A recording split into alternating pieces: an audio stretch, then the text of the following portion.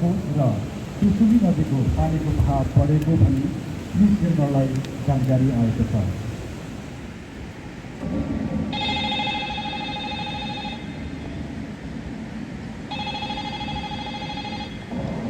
Hello Shiv चन्द्र कहाँबाट को बोल्नु भएको?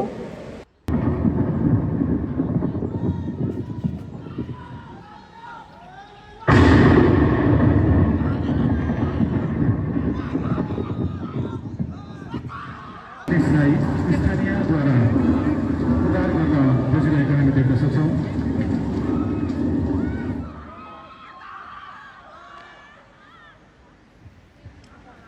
बाढीमा फँसेका केही मानिसलाई स्थानीय स्तरमा भएको स्रोत साधनको मार्फत उद्धार गर्दै गरेको हामी देख्न सक्छौँ। कन्ट्रोल रुम कहाँबाट को बोल्नु भएन? मनिष तामाङ बोलेको सर। यहाँ बाढी आएर बस्ती समेत बगाएको छ सर। तुरुन्त हजुर उद्धार टोली पठाइदिनु पर्छ सर। हुन्छ म पठाइदिन्छु, नआत्तिकन बस्नु होला।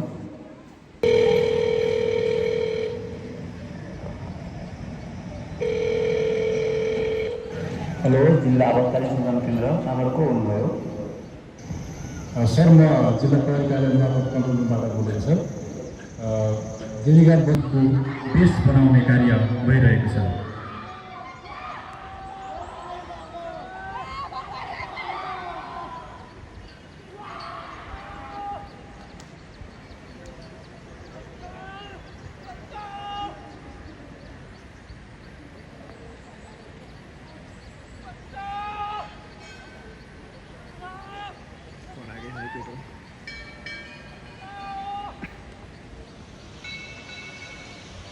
फँसेको मानिसलाई उद्धार गर्न झर्दै गरेको हामी देख्न सक्छौँ।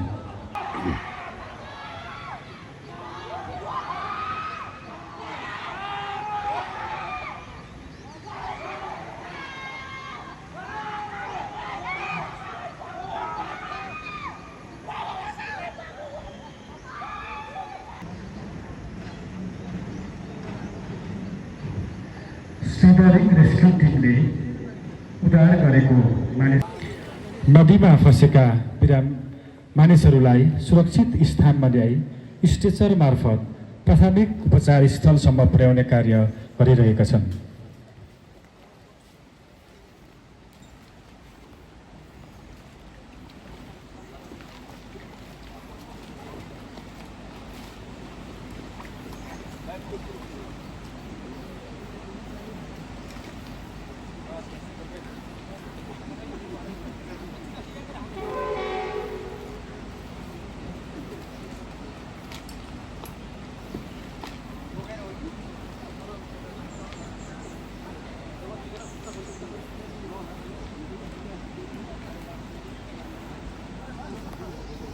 पहिरोमा फँसेका सुरक्षाकर्मी अगाडि बढ्दै गरेको हामी देख्न सक्छौँ।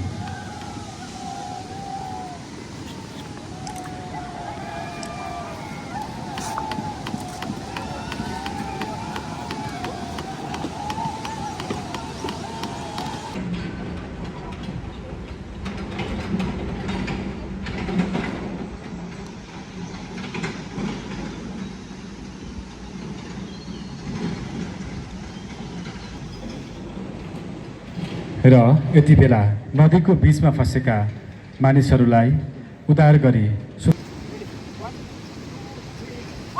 र यति बेला बाढी पहिरोको कारण पुल समेत बगाएको हुँदा हाई रोड सिस्टमबाट घाइते बिरामीलाई एक ठाउँबाट अर्को ठाउँमा लैजानको लागि तयारी गर्दैछन्।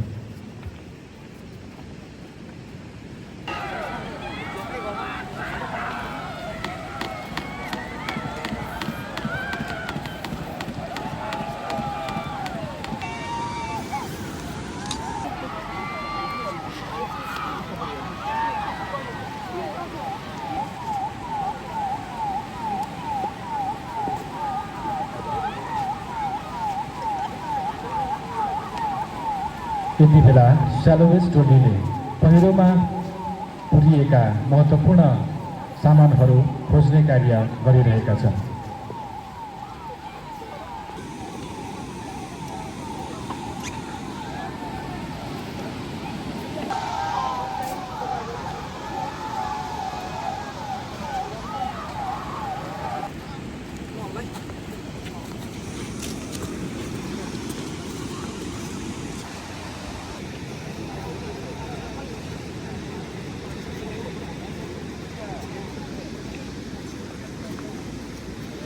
हेलो यहाँहरू सम्पूर्णमा नमस्कार। यो चाहिँ Nepal red cross society Nuwakot जिल्ला शाखाको स्टल रहेको छ र तपाईँहरूले अगाडि यहाँ देख्न सक्नुहुन्छ यो ट्याङ्काभित्र चाहिँ सम्पूर्ण सामानहरू चाहिँ हामीले यहाँ इन्क्लुड गरेर राखेका हुन्छौँ र यो विपद प्रतिकारी सामग्री भनेर रेड क्रसले चाहिँ समुदाय स्तरमा पनि यो सामग्री अलरेडी हामीले वितरण गरिसकेका छौँ।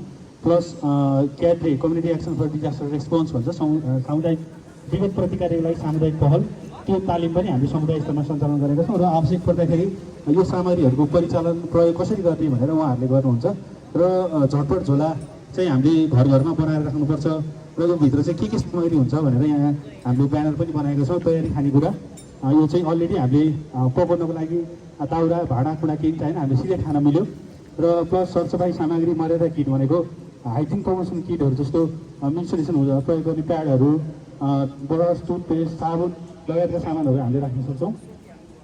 प्राथमिक उपचार सामग्री यदि हामीलाई चोटपटक लागिहाल्यो भने फर्स्ट एड गर्ने सामग्रीहरू, आपतकालीन सम्पर्क नम्बरहरू, दमकल, एम्बुलेन्स, जनप्रतिनिधिको नम्बरहरू पनि हामीले राख्न सक्छौँ।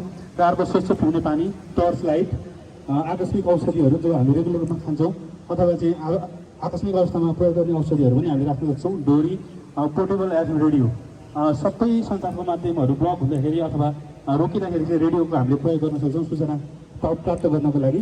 र यसै गरी स्विच नाइफ भन्छ चक्कु, त्यसले चाहिँ हामी धेरै प्रयोग गर्न सक्छौँ। नगद पैसा, सिठी जरुरी छ भनेर रेड क्रसको चाहिँ एउटा कन्सेप्ट छ।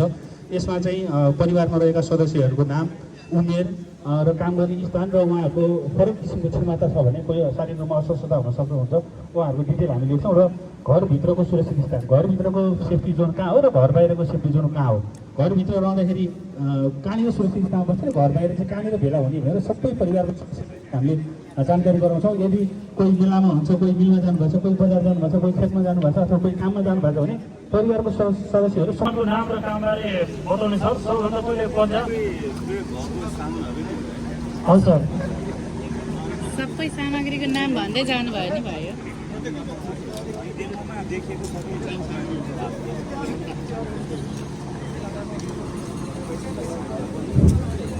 डाइनामिक रोप छ, यो स्ट्याटिक रोप, यो zipping belt, fire suit, seat helmet, zipping belt भन्ने सामानहरू चाहिँ ठुल्ठुलो गरौँ सामानहरू चाहिँ यो बेल्टमा बाँधेर यो क्याराबिनमा एक ठाउँबाट अर्को ठाउँमा लैजानलाई प्रयोग गरिन्छ।